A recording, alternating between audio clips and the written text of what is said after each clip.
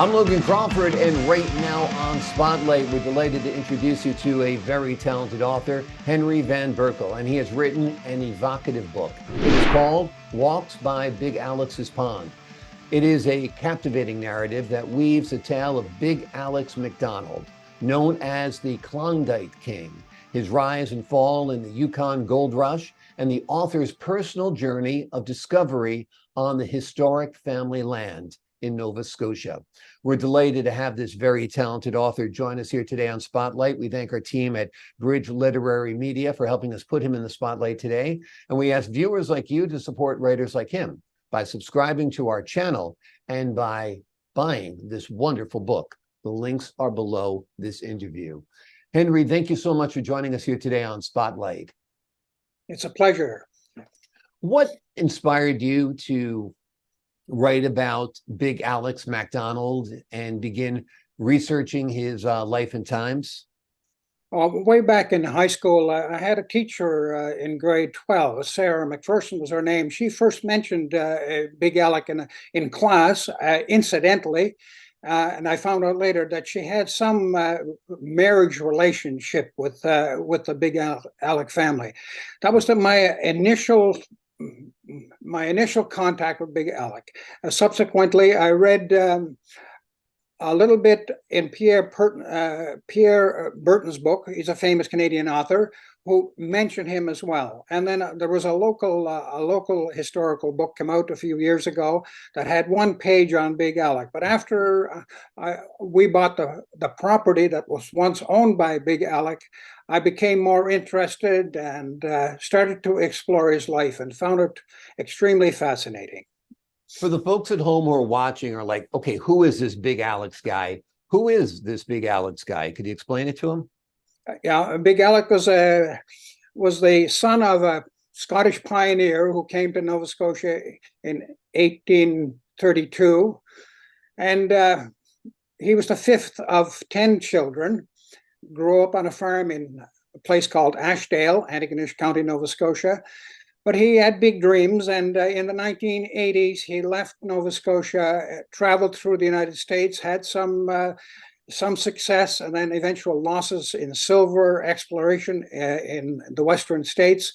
Ended up in the Yukon in the mid-1890s with $3.75 in his pocket, and started working for a company, and was working for that company when gold was discovered in the Klondike. And Big Alec didn't go to the gold fields right away, to the discovery, because he had an obligation to the company he was working for. When he eventually arrived in the area where the gold had been discovered, he bought a claim for a side of pork and a bag of flour. And that was the beginning of his fortune, because within a few days, he had hired a couple of people to work the claim, and they discovered the richest vein of gold in the Klondike. And within 18 months, he amassed a fortune, which is really unbelievable. In today's dollars, around $800 million. Wow. Amazing, amazing. So from that point, his life was changed and he became a rich man and lived the life of luxury, or can you tell us more? He was a very generous man. He started on a European tour, which a lot of people, successful people, moneyed people did in those days. Had the opportunity to meet with the Pope in Rome, was knighted by the Pope for his generous work, donations to the church in the Klondike. Mm-hmm. He met with the Queen in England, got married in London, and then returned to the Klondike. Very, very interesting. Now, you purchased property that is connected with Big Alex, right? Yes, that's right. Big Alec's family, they were known as the Black Bills. There were MacDonalds.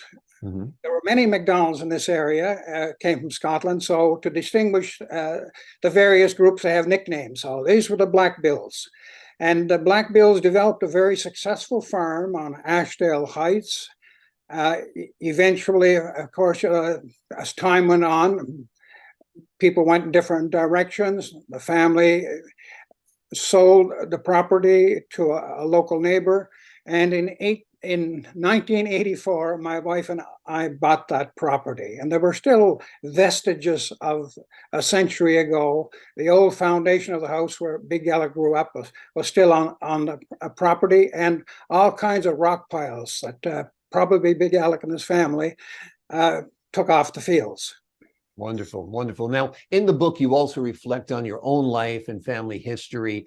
Did writing this book change your understanding of your personal and family legacy? Oh, yes, it did. When you go back into history, you start thinking and exploring, and it was a fairly difficult journey because my father, for example, grew up.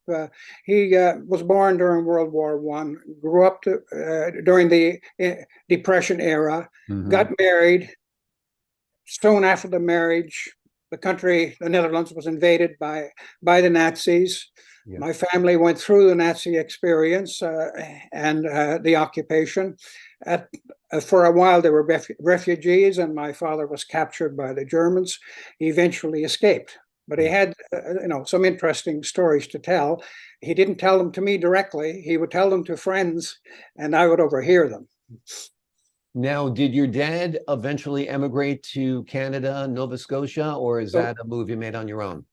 Yes, that's right. In 1951, because the family had grown to 8 children by then, 5 sons, very little land in the Netherlands. We were a farming family, so my parents thought there would be more opportunity overseas, and they opted for Canada. And I think it was a wonderful thing that they did go to this country. Although when we arrived here, we did encounter some very difficult times, and one of the obstacles was a major fire we had on the farm that destroyed our livelihood.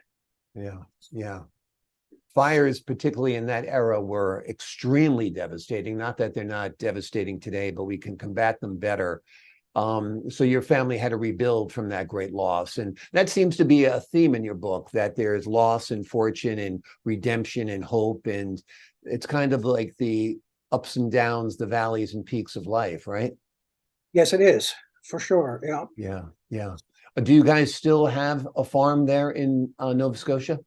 No, the farm that my wife and I bought in 1984, we sold in 2020, just before the COVID hit, and the new owner sold it at a substantial profit, which I would have liked to have had too. But we're all right. We missed the property very much. There was so much history there, and so much beauty. I explain and go into a lot of that in my book. Yeah, yeah. Love the title, Walks by Big Alex's Pond. And I guess those walks were basically your inspiration. Tell me a little bit about that, your inspiration, how the natural environment inspired you, the feeling of history there, and the writing process for you. That's right. The inspiration started with a pair of geese that came and landed in our pond, which I christened Big Alex Pond. It's a little lake, really. I liked the Canada geese, so I started walking by the pond to check on them daily, and that's how my walk started. We had a network of about 4 miles of good woods roads, so I would walk along those roads, check the geese twice a day, coming and going, and on these walks, I had lots of time to think and to observe nature. So I had a wonderful reaction with the animals on this property, and the birds, the geese. I could name probably 40 different animals. I explain some of these encounters in my book, including one encounter with a bear that I won't go into right now. When you live in a rural area, and I at times do, encounters with bears are pretty scary. Yeah, that's right. Yeah. Yeah. And in Canada, often people have a big thing of bear spray on their belt, which is not a bad idea either. I know I never took any bear spray, but my wife insisted I take a baseball bat with me because the coyotes were plentiful as well. Yeah, exactly. I've got a big mag light when I walk my dogs in the night or early in the morning. I carry just in case those coyotes get brave. Tell me a little bit about what you hope readers take away from your book. Well, I think it would inspire people to love nature more, especially the animals. Animals are just fascinating creatures, and there's an endless number of them. And I developed a sensitivity towards them mainly because of my wife. In my early years, I was a trapper and a hunter. I realized that trapping is a very cruel activity. It's something that I regret doing, but in those years, that's how I made my pocket money, and money was scarce. So I Yeah. do hope people will increase their love for animals and for nature. And I had some wonderful interactions as well with, especially one of my neighbors. And it's an inspiration to meet people who are humorous and who are smart, and a constant joy to have around. And Absolutely. I find many people like that. Yeah, absolutely. And I think this book is a great opportunity for one to reflect on his or her own life, because looking at the history of Alex's family, your family, the connections with nature, I think there are commonalities there that resonate with all of us. Henry Van Berkel has written a wonderful book. It is called Walks by Big Alex's Pond. It is a captivating book that weaves the tale of Big Alex MacDonald, known as the Klondike King. Thank you so much for joining us here today, Henry. It was a great pleasure to see you and to talk with you. And I hope my readers will enjoy the book. It's available on Amazon and Kindle and Chapters, Barnes & Noble, Kobe, and some other sites as well. It's really 3 books in one, as we explained.